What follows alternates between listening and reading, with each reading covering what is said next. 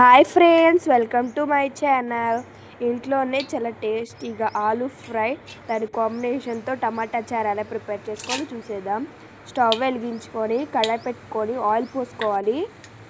4 spoons పోసుకొని పోపు దినుసులు, జీలకర్ర, ఉల్లిపాయలు వేసుకొని వేయించుకోవాలి. ఈ కాంబినేషన్ మాత్రం సూపర్ ఉంటుంది. దాంతోపాటు కొన్ని పచ్చిమిరపకాయలు వేసేసుకొని వేయించుకోవాలి. బంగాళదుంపలు చెక్కు తీసుకొని ఉప్పు నీళ్ళు వేసుకొని పక్కన పెట్టుకోవాలి, లేకపోతే నల్లగా అయిపోతాయి. దాంతోపాటు ఇప్పుడు కరివేపాకు వేగిన తర్వాత కొంచెం పసుపు కూడా వేసుకోవాలి. ఇప్పుడైతే బంగాళదుంపలు కూడా వేసేసుకుందాం. మూత పెట్టి అలా వదిలేయకుండా అప్పుడప్పుడు తిప్పుకుంటూ ఉండాలి, లేకపోతే కింద అయితే అడుగంటిపోతుంది. అలాగంటూ మరీ తిప్పేస్తే అదంతా చిగురైపోతుంది. వీడియోలో చూపిస్తున్న విధంగా తిప్పుకుంటే చాలు. దాంతోపాటు అల్లం పేస్ట్ కూడా వేసుకొని వేయించుకోవాలి. చిన్నవాళ్ళ నుంచి పెద్దవాళ్ళ వరకు ఇష్టపడతారు. మీకు కూడా బంగాళదుంప కర్రీ అంటే ఇష్టమా అయితే కామెంట్ చేయండి. బంగాళదుంపలు అయితే స్టార్చ్ ఉంటుంది, తింటే మనకి చాలా మంచిది కూడా.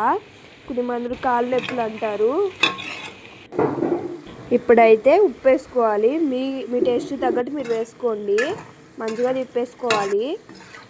అడుగంటకుండా మంచిగా ట్యాప్కి ఒక్కసారి తిప్పుకుంటూ ఉండాలి.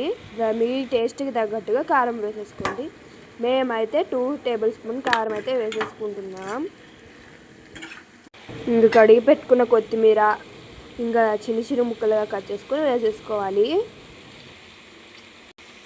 అబ్బా, నాకైతే చూస్తుంటే నోరు ఊరిపోతుంది, ఎప్పుడు తినాలా అని. ఇప్పుడైతే ఒక టెస్టింగ్ అది అసలు ఉడికిందా లేదా అని టెస్ట్ చేద్దాము. గంట పెట్టి ఇలా అంటే ఒక పీస్ లాగా అయితే చాలు, అది ఉడికినట్టే.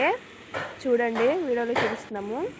మంచిగా కుక్ అయిపోయింది. 1/2 కేజీ టమాటాలని ముక్కలుగా కట్ చేసుకొని నిమ్మకాయ సైజ్ అంతా చింతపండు, దాంతోపాటు సాల్ట్, కారము మీకు తగినంత వేసేసుకో. దానిలోకి అయితే 1/2 లీటర్ వాటర్ పోసుకొనేసి ఉడికించుకోవాలి. ఇప్పుడు అది బాగా ఉడికిన తర్వాత ఇంకా మనం పప్పు గుత్తితో అయితే దాన్ని మ్యాష్ చేసుకోవాలి. మంచిగా మ్యాష్ చేసుకుని తర్వాత అయితే దాన్ని పక్కన పెట్టేసుకోవాలి. తర్వాత ఇంకా మనం పోపు పెట్టుకోవడానికి సిద్ధం చేసుకుందాం. స్టవ్ వెలిగించేసి కడాయి పెట్టుకొనేసి పోపు దినుసులు వేసేసుకోవాలి.